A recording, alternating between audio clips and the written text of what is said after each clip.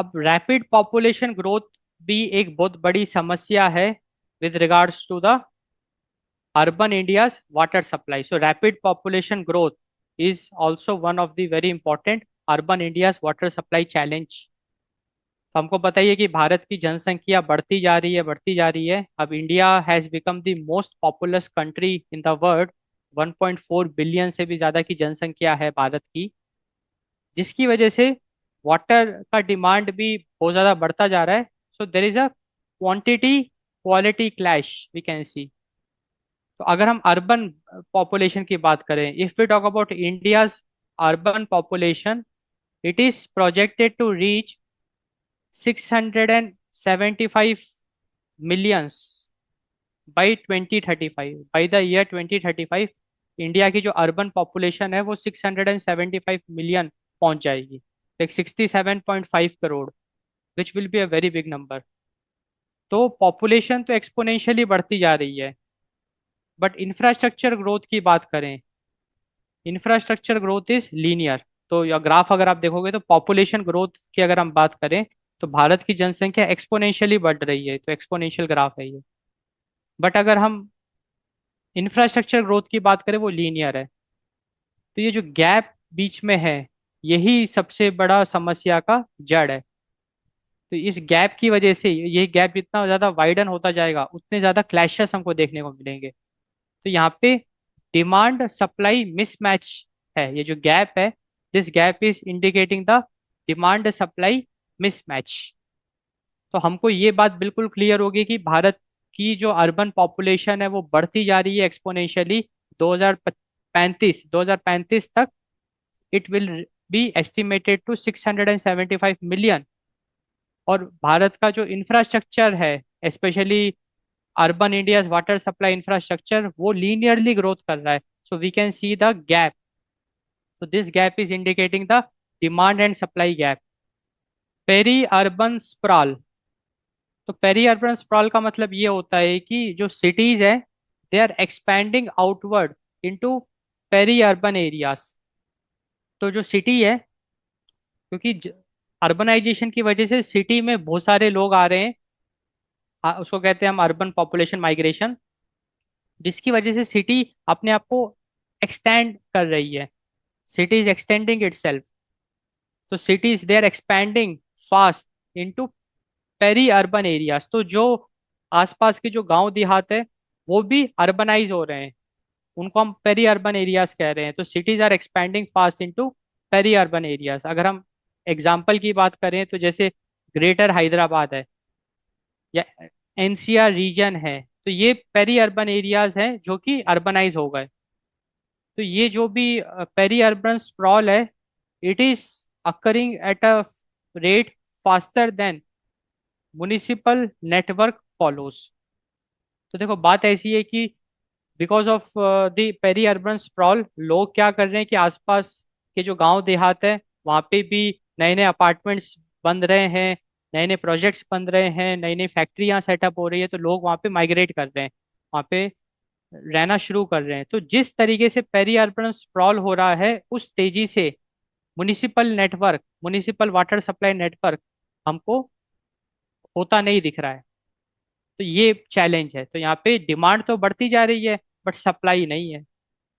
तो ये जो पेरी अर्बन एरियाज हैं they still rely on unregulated private tankers and borewells, क्योंकि वहाँ पे अभी तक म्युनिसिपल म्युनिसिपैलिटी का वाटर नेटवर्क अभी बिछा नहीं है।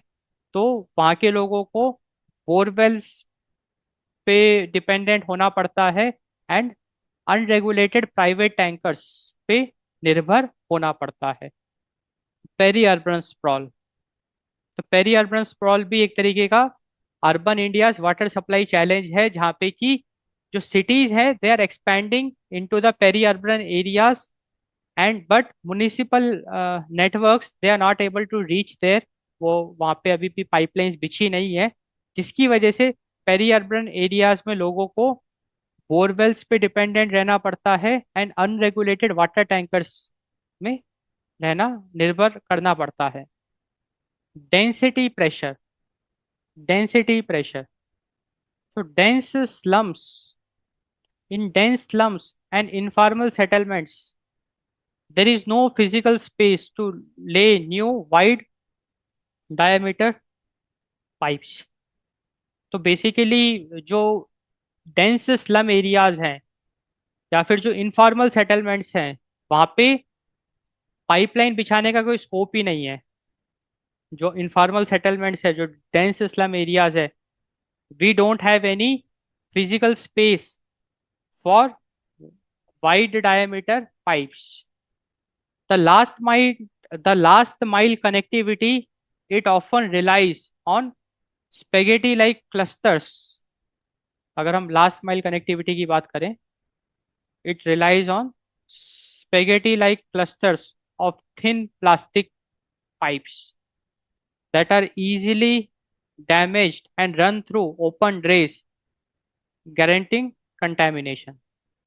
तो कंटेमिनेशन रिस्क हमको देखने को मिलता है। देखो बात ऐसी है कि डेंसिटी प्रेशर का मतलब ये होता है कि भारत में आज भी ऐसे डेंस स्लम एरियाज हैं या इनफॉर्मल सेटलमेंट्स हैं, वहाँ पे घर इतने पास पास में हैं, लाइक उसको कहते हैं डेंसिटी प्रेशर, कि वहाँ पे पाइपलाइन बिछाने का कोई स्कोप ही नहीं है, वाइड डायमीटर पाइपलाइंस। तो लास्ट माइल कनेक्टिविटी, तो लोग वहाँ पे क्या करते हैं, नॉर्मल जो प्लास्टिक पाइप्स होते हैं या रबर पाइप्स होते हैं, उसका यूज करते हैं फॉर वाटर।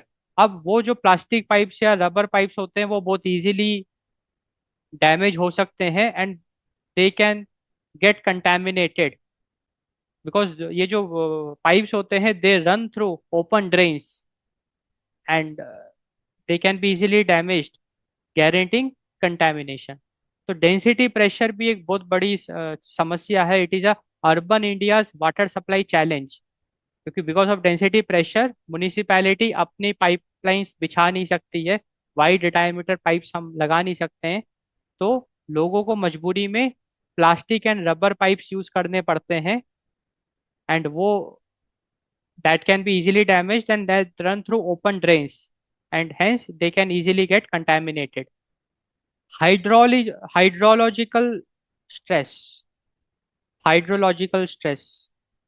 तो बेसिकली आइडिया ऐसा है कि as cities concrete over lakes and natural recharge zones for housing, तो अब हम देख रहे हैं कि जो लेक्स हैं वो भी सूख जा रही है, उसके ऊपर भी कंस्ट्रक्शन का काम चल रहा है।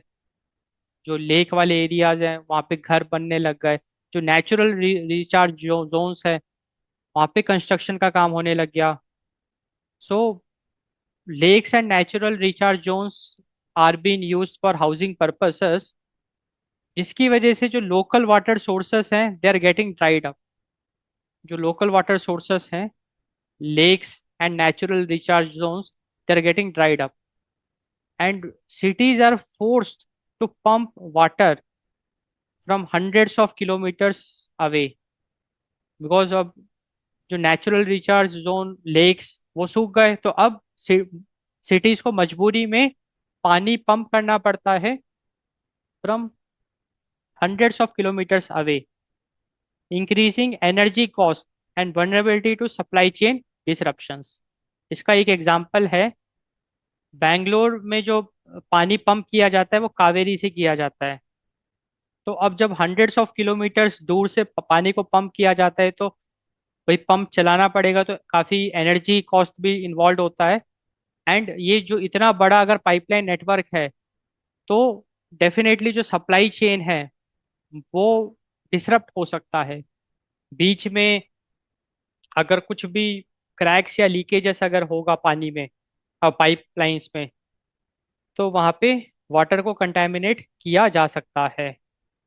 So this is the hydrological stress we are talking about. Hydrological stress जहाँ पे कि जो natural recharge zones and lakes हैं, जो जो लोकल वाटर रिसोर्सेस हैं, वहाँ पे हाउसिंग एक्टिविटीज, कंस्ट्रक्शन एक्टिविटीज की वजह से वो पूरी तरीके से उसको ड्राई अप कर दिया गया, जिसकी वजह से सिटीज को मजबूरी में cities are force to pump water from hundreds of kilometres away.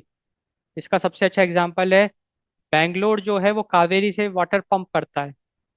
अब जब इतनी दूर से वाटर पंप करा जाएगा तो काफ़ी एक एनर्जी कॉस्ट इन्वॉल्व होगा, एंड जो सप्लाई चेन होगा, it is vulnerable to disruptions.